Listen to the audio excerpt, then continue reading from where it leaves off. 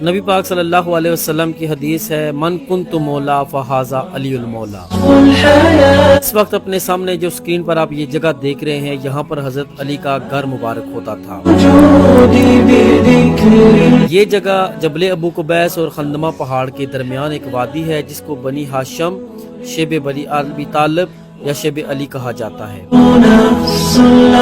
اس کی اسلامی تاریخ میں بہت زیادہ اہمیت ہے، کیونکہ رسول اللہ صلی اللہ علیہ وسلم نے جب اعلان نبوت کیا تو قریش مرکہ ان کے بہت زیادہ دشمن ہو گئے۔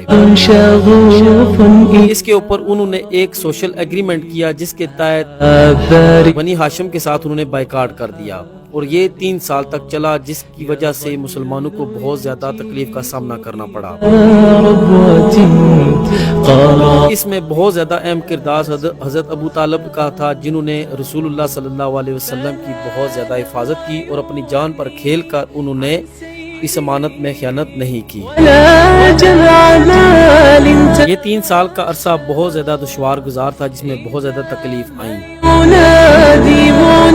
لیکن بنی ہاشم اس کے اوپر استقامت سے قائم رہے۔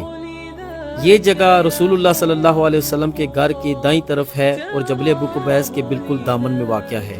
صفا مروہ والی سائڈ پہ آپ جائیں تو آپ کو یہاں پر ایک بس سٹینڈ نظر آئے گا، جو کہ زائرین کی سہولت کے لیے